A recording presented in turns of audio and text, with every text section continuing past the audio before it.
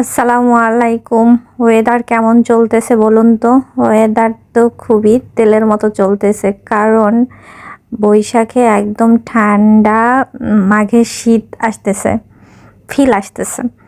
তো অনেক ঠান্ডা, ঠান্ডার ভিতরে ভালো কিছু খেতে ইচ্ছে করে।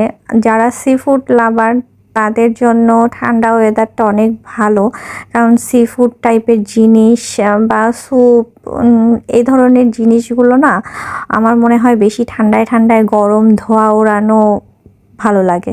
তো আজকে আমরা সি ফুড বয়েল খাবো এই ঠান্ডায়। তো প্রথমে অনেকগুলো কর্ন নিয়ে নিয়েছি, তার সাথে নিয়ে নিয়েছি মাশরুম, অনেকগুলো চিংড়ি মাছ, আর কাঁকড়া তো আছেই, যেটা সি ফুডের সবচেয়ে বেশি দরকারি।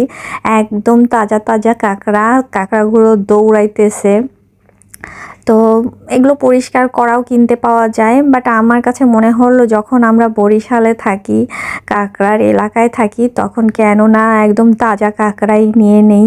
তো চিকেন নিয়ে নিয়েছি, আদা কুচি, রসুন কুচি, এগুলোও নিয়ে নিয়েছি, সব কিছু একসাথে আমি নিয়ে নিয়েছি। তো আগে প্রথমে বয়েল করব, এর জন্য একটু গরম মশলার ভিতরে তেজপাতা নিয়েছি, কিছু পরিমাণ লেবু কুচি করে নিয়েছি, আদা থেতলায়া নিয়েছি।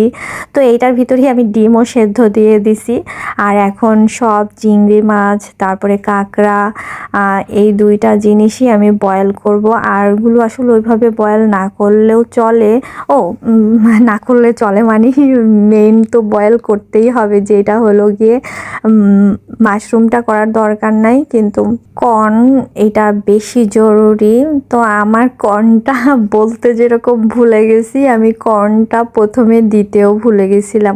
চিকেনও দিয়ে নিছি, আমি কিন্তু চিকেনও অ্যাড করেছি এইখানে। সি ফুডের সাথে চিকেনটা না দিলেও হয়তো, বাট আমাদের মন চাইছে সবাই খাইতে, তাই দিয়ে দিছি।